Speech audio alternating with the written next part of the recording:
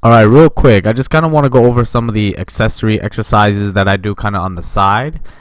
This is what they call a rack pull. The way I like to do a rack pull, which is a variation of a deadlift, I kind of put the bar literally right above my kneecap, and it just focuses on one aspect of the deadlift. Now, if you're a power lifter, you want to think about doing a lot of variations on each of your lifts, because again, this helps strengthen that weakness portion that I have.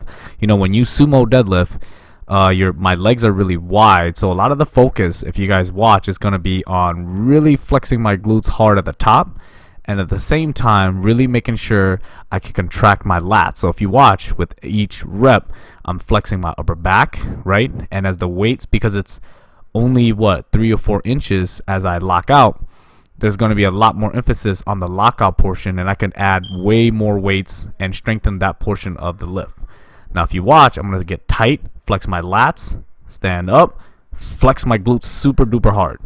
So this is going to help me, maybe pull 600, 650 in the future. And all I'm doing is practicing the same skill over and over and over again. So this is kind of an exercise that kind of help build glutes, kind of help build tightness in your abs, kind of help build tightness in your upper back to kind of help with your deadlift. So yeah.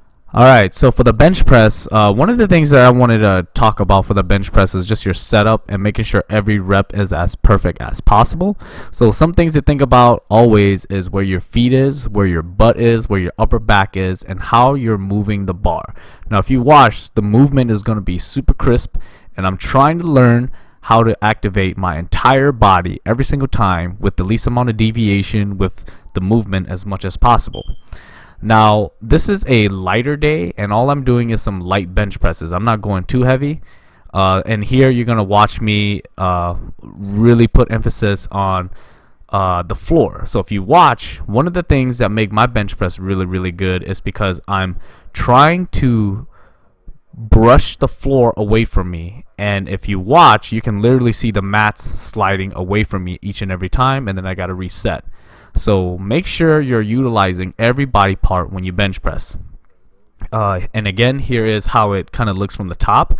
I'm literally letting the bar barely touch my chest, and I'm trying to focus on pushing the bar away from me the moment it touches my chest. That way I'm not loosening up at any moment in the bench press.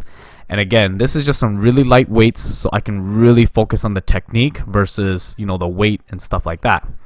And you're gonna see here, I'm gonna continue working on all that, my setup, brushing my feet away, and really bringing the bar to where I am strongest, which is my sternum.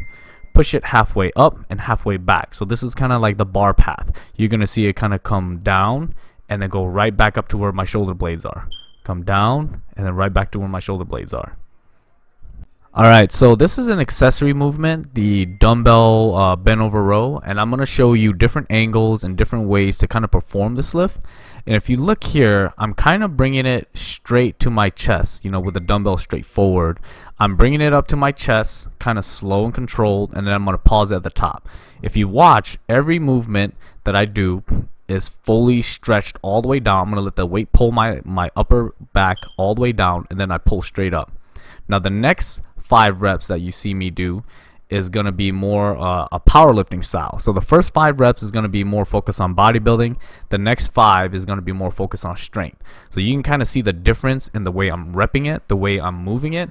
But overall, I'm letting the weight stretch my entire upper left back, and I'm pulling it straight up.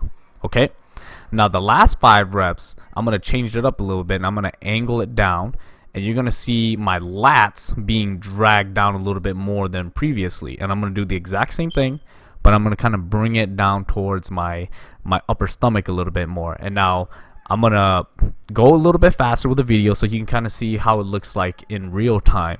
But the idea is, for every lift, you want to think about what you're trying to accomplish with what you're doing that exercise for. So for example, the first 5 reps, you're going to see me bring the dumbbell again to my chest, and I'm going to pause it and slowly control it down for 5 reps. That's kind of more of a, I guess you can say, bodybuilding style type training, where I'm really trying to focus all the contractions on my rear delt, all the contractions on my upper traps, and all the muscles that's involved with the upper back. this would be a very good exercise if you're trying to build a bigger upper back, or if you're just trying to build a little bit more muscle there to fix like a weakness that you might have within your lifts. At the same time, if you watch the second 5 reps that I'm doing, I'm moving it a little bit more, kind of forcing a little bit more power. And if you're trying to become stronger, or if you're trying to be like an athlete, that's the type of movement that you want to have each and every time when you do a rep. If moving weight and becoming stronger is kind of your goal. But overall, I still want you to see that it's very similar to a bodybuilding movement. But the idea is the bodybuilding movement, you want to focus on how the muscles are moving.